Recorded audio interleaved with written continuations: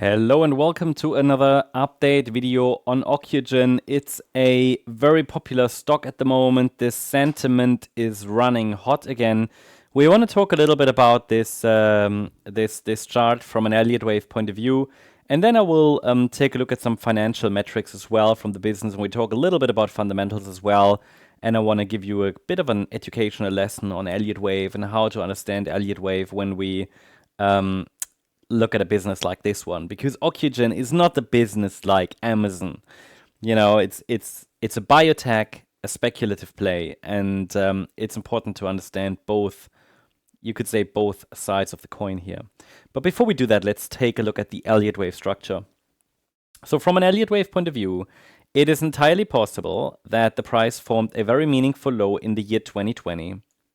And we're now working on a larger degree. I mean, you know, we basically start the wave count here.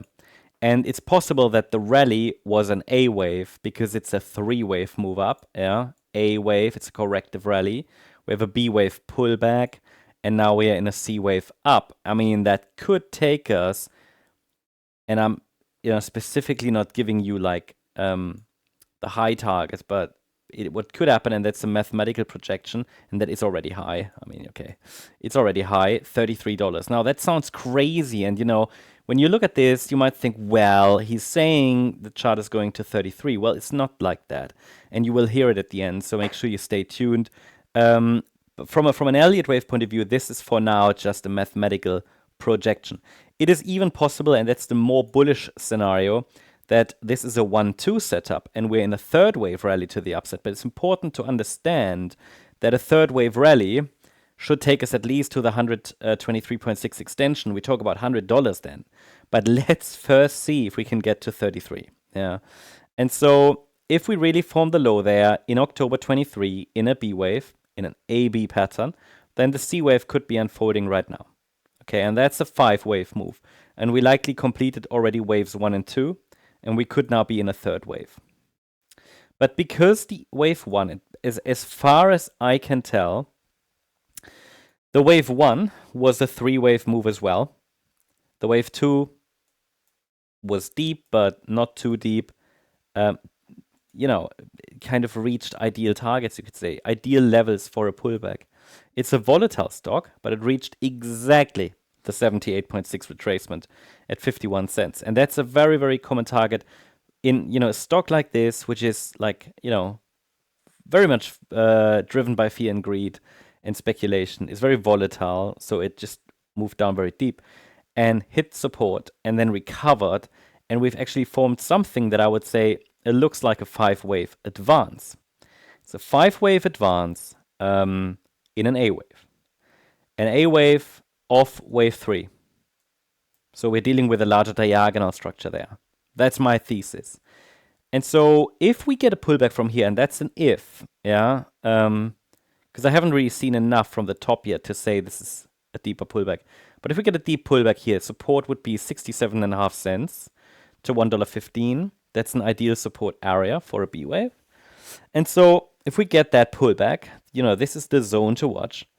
There could be some additional support in this area of trade here, around 98 cents to $1. And it would be a B wave before we then rally higher in wave C, and then we'll take it from there, right? We should probably see some wild extensions for us to really get to that $33 level. I mean, it's not a must to get there. In the short term target would be $4.68 to $6. And in the very short term, the market hit resistance here in the area between $1.90 and $2.32. So I would like to see some kind of a pullback here. It's not guaranteed, and it's due, but if we continue to grind higher, then we're dealing with the orange scenario. It's a slightly different subdivision here of this move to the upside. The thesis would be the same. Generally, as long as we're holding above 67.5 cents, the focus is on higher prices. If we get a deeper pullback and we see that, we can talk about it further going forward, and it would be a potential opportunity. Yeah. But there is simply not enough yet to tell me that we've started this pullback. I mean, we could even say that, maybe we're working on a B wave bounce here. Yeah. And resistance for this B wave bounce, we can add it here to the chart. Standard resistance is between $1.65 and $1.80. A, B, C. Any break below 180 would indicate we're going to test again 190, which is the swing high from the 3rd of October, and then possibly extend wave A. Yeah, but for now I'm considering maybe wave A has topped, but we don't have the strong evidence because the pullback is corrective in nature. However, the fact that this is not a 5-wave move down, but in fact it is, I mean, we can all agree probably it is a 3-wave move down. I mean, that's pretty clear. Huh?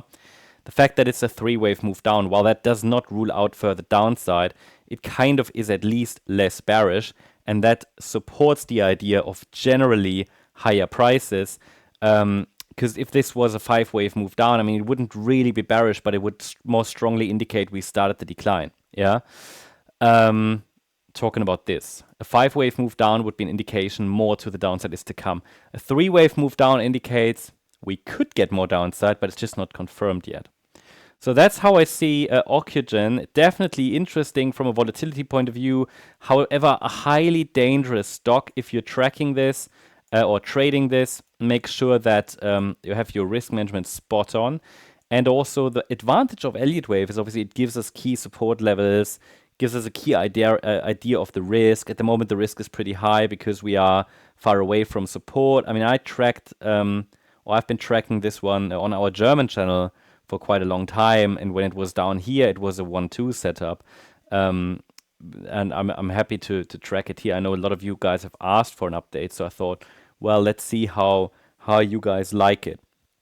Now I want to do something special here. I want to offer more value on this channel, so I want to take a little look at the fundamental side of Ocugen as well. I want to talk a little bit about how to understand actually Ocugen's chart, because I believe that while Elliott Wave is nice and good, I like to have a more holistic view of on the markets overall. It's not a must, when you're trading, you don't need that, but I know this channel is also for education, so it can help to combine Elliott Wave, which is one part of the story, with some fundamentals and an understanding of the business itself, what Ocugen is doing. So we'll do that on our partner broker's website. That's the X Station. And here, what you can see. So if you're wondering, where you can actually trade this stock, XTB, and you find a link in the description and in the comment section, offers for Ocugen, ticker is OCGN, the stock, right? So you can trade the stock here. What we can do here on this X Station, which is pretty handy, you can also see, by the way, the news, calendar events, what's going on this week. You can go through different markets, do a market analysis, see the heat map and everything of the market, what's going on. Lots of other things. What I want to do today is I want to take you through the financial metrics that often can be quite hard to interpret. I just want to give you a rough idea, right? What's going on here with this business, really? Because why is it so volatile, and what's going on, and why was it around $470 like 10 years ago? So let's talk a little bit about this. You see basically here, and that's an advantage. You see all the financial metrics here that we can go through and maybe get a little bit of an additional understanding of what's going on there on the chart. So, a lot of people look at the chart and they think, well, it's a very volatile one. Yeah, maybe there's something big happening. Before we talk a little bit about that, let's understand what the company actually does. So some of you might not know that. So Ocugen is a small US biotech. It's focused on gene therapy and vaccines, mainly targeting rare eye diseases that can cause blindness. They have a lead program, which is currently in phase 3 clinical trials. And it's a treatment for an eye disease, which is a condition, a special condition where people slowly lose their sight. They also have programs for other retinal diseases. Yeah. So it's not just one. And they also signed recently a licensing deal in Korea, which sounds positive at first glance for their lead program. But when we go through the financials, and you might see that already, things look very different. So let's talk about a few metrics. So EPS. We've got EPS top center. Yeah, what does it mean? it sits at minus 0.19.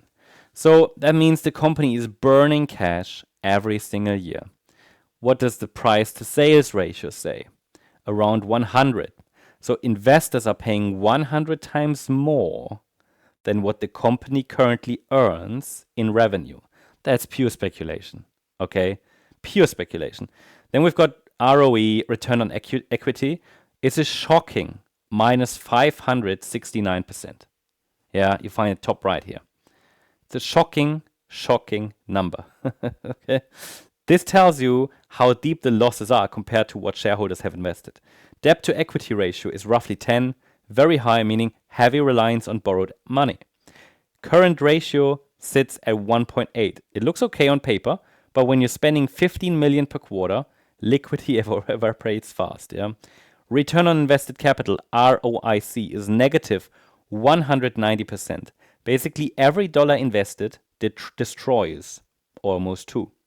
And the price to book value at around 196, completely detached from tangible reality. Yeah. So you might say like operating margin. I mean, ridiculous. Yeah. So you might say, well, why is he even talking about it? Well, it's a popular stock. Like people are currently interested. Sentiment is hot. A lot of people request it, and but it's important to understand that fundamentally, Ocugen is not a functioning business. It's an R&D vehicle. It's a science project trying to become a company, basically. So someone asked me a great question the other day. Ben, how can you say Ocugen has no real business model if the stock once traded at $750 or $450 or something? So it was crazy. Like, I mean, now we're around, just way, far away from that. But that's the perfect example of market psychology, right? The price doesn't equal value. So let's go back to the, but let's, before we talk about that further, let's go back to the chart, right? But if you're interested to trade Ocugen, yeah, if you're looking for a broker, feel free to check it out. You'll find our partner link in the description. You might even qualify for a free stock. And what we do on this channel, we will do that. We will also communicate our project, our model portfolio. Yeah, we've started to build a model portfolio already, and I want to take you with us on that journey as good as possible, which is a model portfolio which will combine Elliott wave and fundamentals. So it's kind of a project. Yeah, it's a project where we will build a model together. But we'll talk about that further in future videos, but you can obviously follow us here. We'll do that on the XTB broker. Back to the chart. Let's go zoom out a little bit, because that's what you see here. Like insane. Yeah, it was actually like just below $800 one day, right? So how can that actually be the case? So how could I say no viable business model? Well, it's a perfect example of market psychology, right? Price doesn't equal value. Back in 2014, it was Ocugen came out during the biotech hype wave. The tons of early stage firms went public. Valuations exploded based on expectations, but not fundamentals. The $700 or $750 price didn't reflect what the business earned. It reflected what investors hoped it would become. Yeah. And that's where Elliott wave analysis fits in beautifully. Because when you deal with stocks like this, where the fundamentals are more of a dream than a reality, what actually drives price is sentiment. It's hope. It's hope, fear, disappointment, euphoria. All of that leaves a pattern in price. Elliott wave helps you map that psychology. So yeah, I mean, fundamentally, Ocugen is close to a lottery ticket, I have to say. Of course, it's a bit dramatic, but it's hope. It's driven by hope. So it might either multiply or go to zero. All right. I have to say it very clearly. No Elliott wave will help you with that. It's like Elliott wave tells us what the key levels are and when sentiment breaks. But there is a fundamental factor behind that. So from a structural point of view, it's also a perfect mirror of market emotion. And that's why Elliott wave works so well here. It doesn't predict the outcome of the trial, yeah, but it can tell you how traders react to every step of the story. In other words, while fundamentals tell you what the company is, Elliott wave tells you how the crowd feels about it.